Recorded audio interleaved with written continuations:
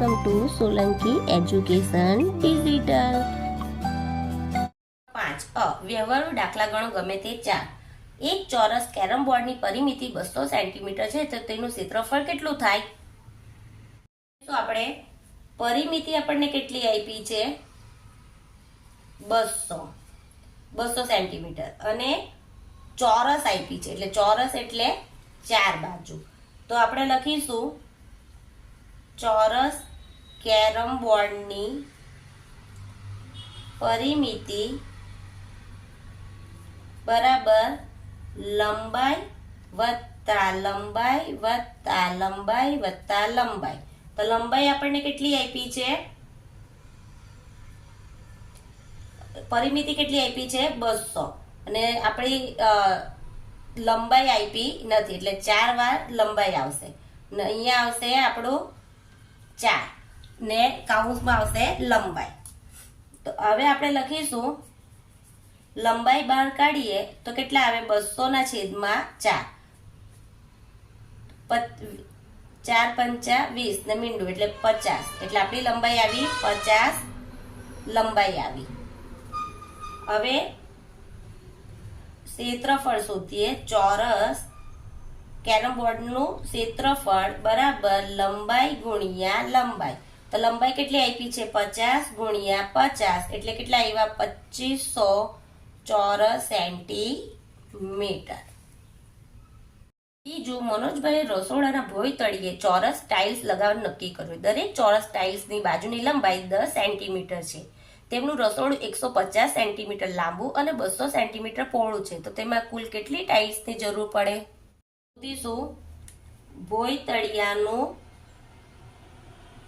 ભોંય તળિયું ચોરસ આપ્યું છે, એટલે ચોરસનું ક્ષેત્રફળ બરાબર લંબાઈ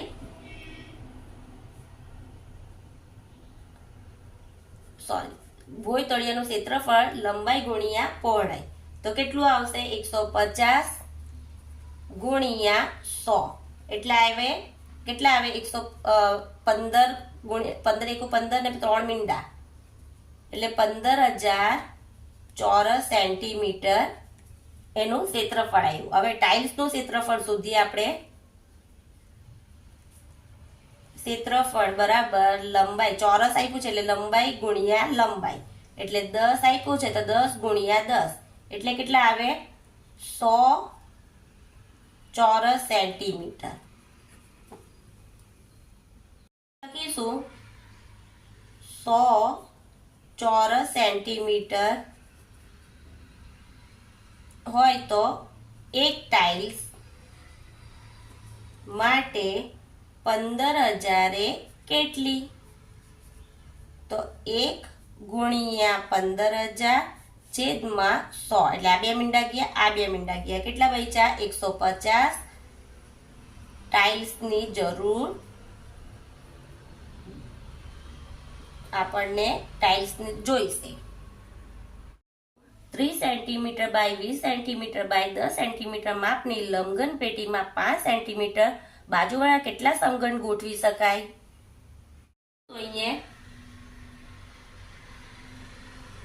સમઘનની સંખ્યા બરાબર લંબઘન પેટીનું ઘનફળ છેદમાં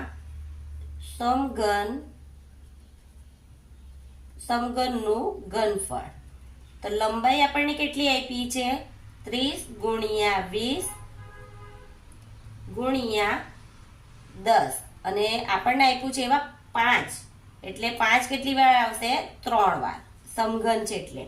તો જુઓ 5 × 30, 5 ચોક 20, 5 દુ 10 એટલે 6 ચોક 24, 24 દુ 48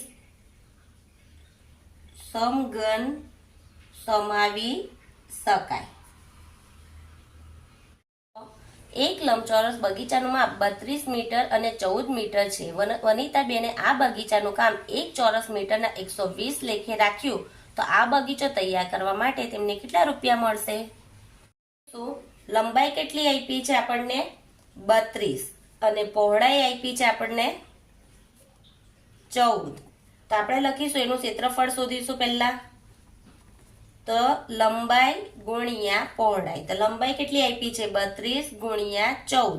તો 32 ગુણ્યા 14 કરીએ તો કેટલા આવશે? 448 ચોરસ મીટર.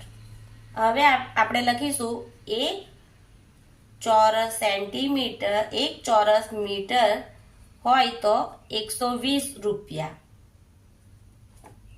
તો માટે 448 હોય તો કેટલા? તો આ ચોકડીઓ ગુણાકાર 120 ને 448 કઈ જશે? ઉપર અને 1 કઈ આવશે? નીચે.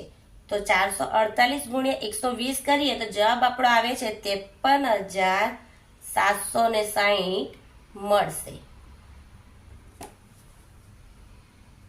દાખલો, એક શાળામાં દાન પેટે રૂપિયા 3,452 આવ્યા. 32 બાળકોને સરખે ભાગે વહેંચતા દરેક બાળકના ભાગે કેટલા રૂપિયા આવે? કેટલા રૂપિયા બાકી વધે? અહીંયા કે 32 બાળકોના ભાગ કેટલા આવે છે? 3,452 રૂપિયા. તો માટે એક બાળકના ભાગ કેટલા આવશે? તો આપણે કઈ રીતના કરીશું? ચોકડીઓ ગુણાકાર એટલે 34 52 ઉપર અને 1 અને છેદમાં આવશે 32. હવે 34 52 3,452 છે ભાગ્યા 32 કરીશું. આપણે કરીશું 3,452 ભાગ્યા 32. તો પહેલા બે સંખ્યા લીધી એટલે 34 આવ્યા એટલે 32 એકુ 32. 4 માંથી 2 જાય તો 2, 3 માંથી 3 જાય તો 0 એટલે 2 બચ્યા. હવે ભાગ ન ચાલે તેનું 0 ઉપરથી ઉતાર્યો 5. તો 25 પણ નાના છે એટલે પાછા ઉતાર્યા 2 એટલે કેટલા આવ્યા? 252 આવ્યા એટલે 32 સત્તા 224. 2 માંથી 4 ન જાય એટલે દશક લીધો. અહીંયા 4 12 માંથી 4 જાય તો 8, 4 માંથી 2 જાય તો 2, 2 માંથી 2 જાય તો 0.